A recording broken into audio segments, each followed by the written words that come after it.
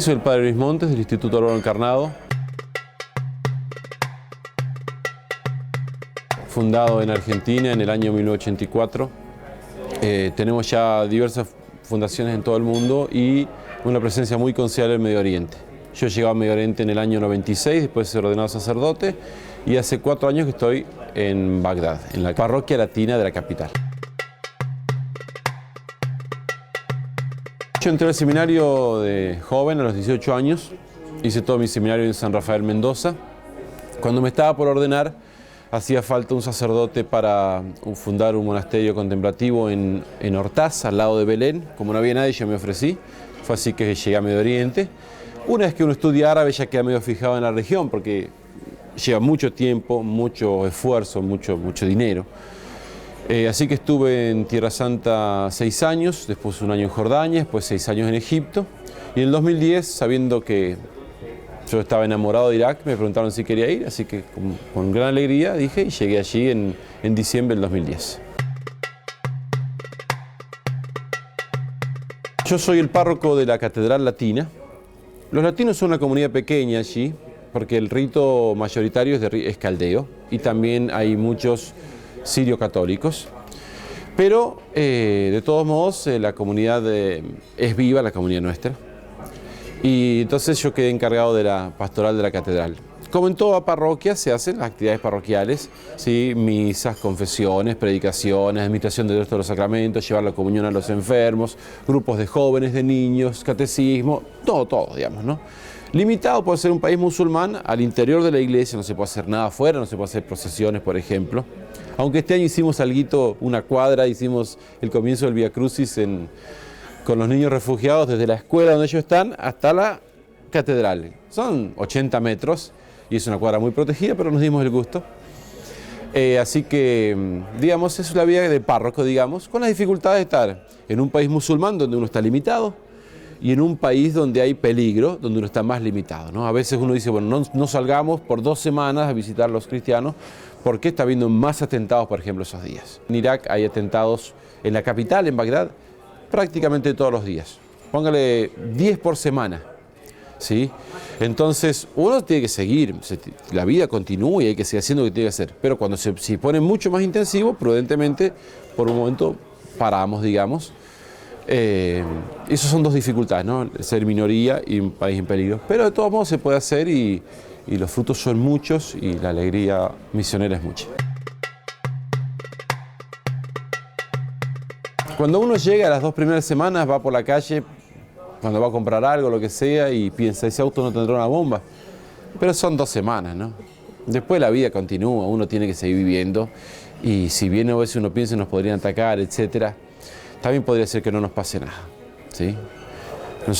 El padre Jorge está conmigo, él hace 5 años que llegó, nunca estuvo realmente en peligro, ¿no? O sea, sí, un par de explosiones rompieron los vidrios del obispado, pero en concreto estar al lado ahí no, ¿sí? Nos ha pasado a decir, bueno, fuimos a visitar tal familia y el día siguiente explotó una bomba cerca o en el camino, pero no nos pasó en concreto, ¿no?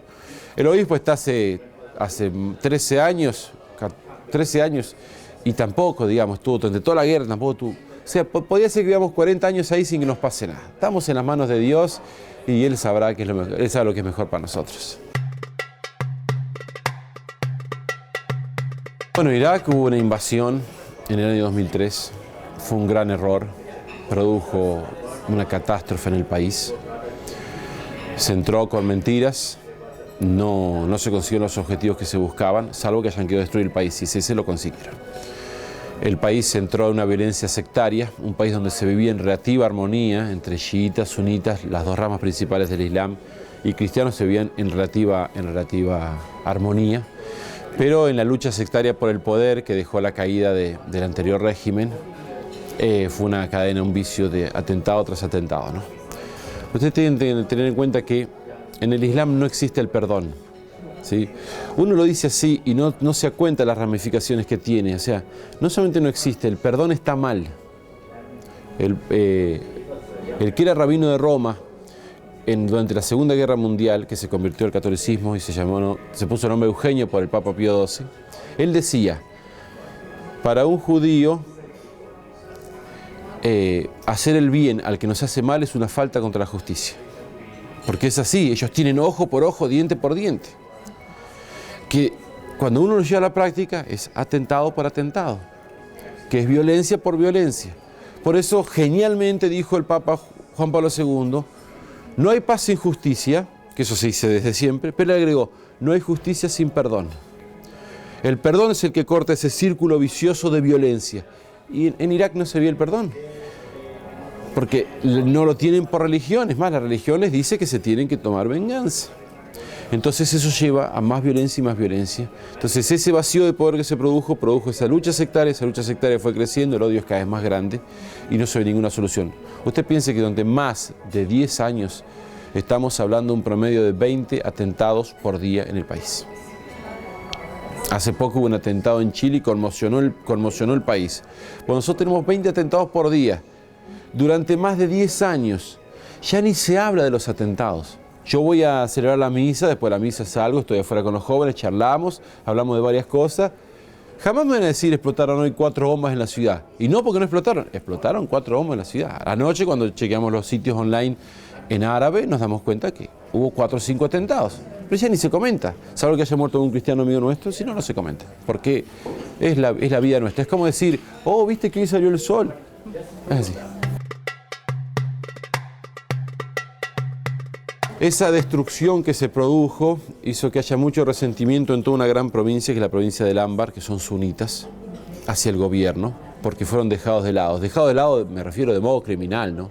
Hubo ciudades que estuvieron meses sin electricidad, en un país donde la temperatura supera los 55 grados centígrados. ¿Sabe la cantidad de ancianos y niños que murieron? Entonces, cuando el Estado Islámico, el Daesh, entra desde Siria, estas poblaciones les abrieron las puertas, por toda esa injusticia que había, ¿no?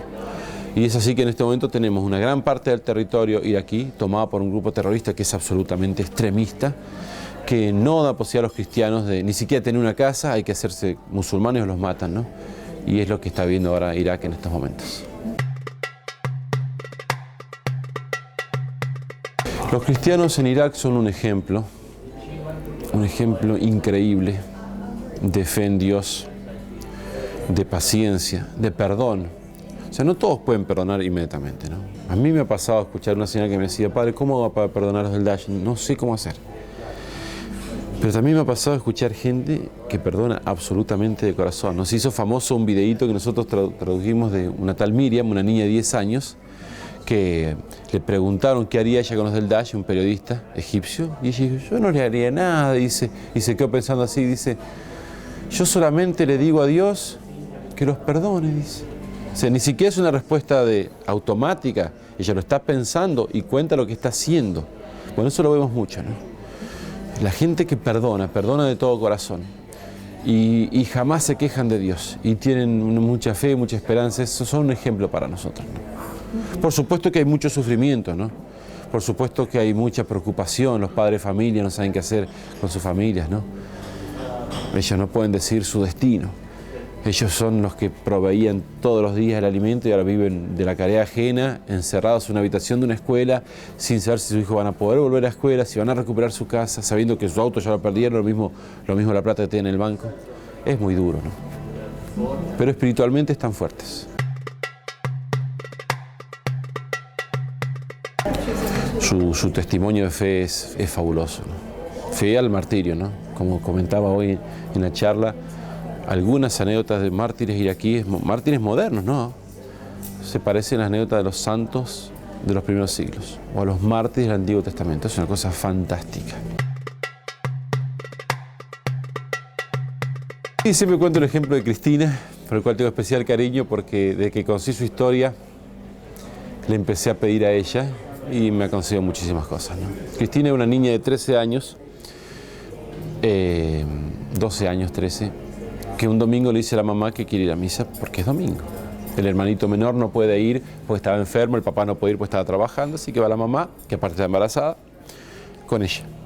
Cuando la mamá llega a la iglesia sirio-católica, la catedral sirio-católica de Bagdad, siente un gran miedo, ella no sabe por qué. Igual tiene que pensar que hace 7 años que había atentados prácticamente todos los días en la ciudad, ¿no? Pero ella siente un gran miedo y se queda rezando en una gruta de la Virgen afuera de la iglesia. Pero cuando mira, Cristina no está. Entonces esta se asusta mucho, es muy peligrosa Bagdad. Corre a la iglesia y la ve a ella al fondo, arrodillada, rezando. Entonces le echa en cara, dice, ¿por qué me hiciste esto? No te alejes. Pero ella no escuchaba, ella estaba rezando de rodillas. Se sienta al lado y al rato empieza la misa y al rato se escucha una explosión de un auto. Era un modo de distraer a los guardias de la catedral, eran 2 guardias. Escuchan la explosión, salen a ver y ahí los ametrallan. Tienen el camino abierto, entran unas 10 personas con ametralladoras, rifles de asalto, granadas, armas de guerra. Entran a matar, ¿sí? Venían con una excusa de que liberaba a una musulmana egipcia, toda mentira, venían a matar. Cristina escucha la explosión, escucha los disparos, ve entrar a los terroristas, una niña de 12 años, ¿no? Y que aparte ella sabía lo que significaba, hacía 7 años que había tentado casi todos los días, ella tenía familiares, amigos muertos por las bombas, ¿no? La mira a la mamá y le dice, mamá, no tengas miedo. Dice, si me querés, no tengas miedo. Y la abraza. Los hacen pasar por el pasillo. Ellos van primero, hasta al fondo son los primeros que avanzan por el pasillo central. Les dice que se recuesten delante del altar. Y mientras lo están haciendo, les disparan con ametralladoras. Ella muy instantáneamente. Las balas son de este tamaño, ¿no? Y la mamá tendría que haber muerto. Pero justo había una señora atrás que cayó muerta encima de ella. Y ella quedó 5 horas tapada por cadáveres en un charco de sangre. Ella estaba embarazada, ¿no? Tenía mucho miedo porque la metralla había roto los aire acondicionados y el gas del aire acondicionado es venenoso. Ella no podía moverse, tenía que quedarse quieta para que piense que estaba muerta. Finalmente ella se salvó, la bebita nació bien, yo la conocí, hermosa. Pero acá el tema siempre es el mismo, ¿no? ¿Cómo hace una niña de 13 años para tener ese diálogo con su mamá? Es imposible, es imposible. La respuesta natural, ¿cuál es? Que la mamá instintivamente la abraza para protegerla, en un gesto inútil pero totalmente comprensible. Pero en este caso fue al revés, ella le dio fuerza a su madre, ¿sí? Y si ustedes lo piensan bien, ella cita a nuestro Señor Jesucristo, no tengas miedo. No, por eso me gusta esta historia, ¿no?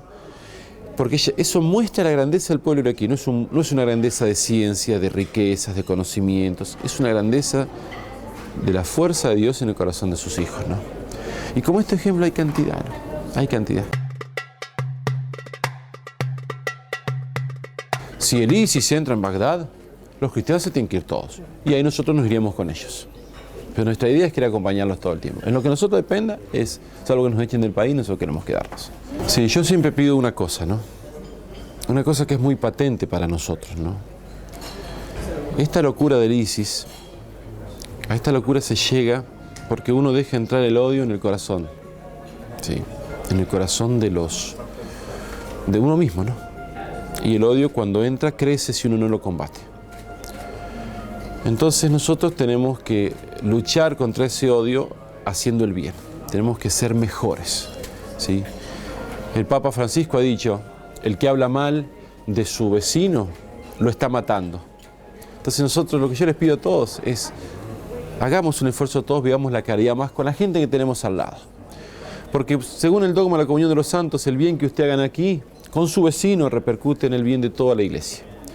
Y es por eso que venzamos realmente este odio destructivo con la caridad que Jesús nos enseñó, que lo llevó a dar su vida por nosotros, que es la misma caridad que muestran estos mártires, ¿no? Yo también les pido a los que quieran puedan visitar la página nuestra de Facebook, que se llama Amigos de Irak, porque ahí pueden seguir las noticias, ¿no? Estamos recibiendo cientos de miles de visitas por semana, gente que deja sus mensajes de apoyo, gente que puede mandar ayuda económica a través del sistema PayPal. Hace falta mucha ayuda, ¿no? Así que yo les pido, recen por nosotros, den a conocer lo que está pasando y los que puedan, envíen ayuda material.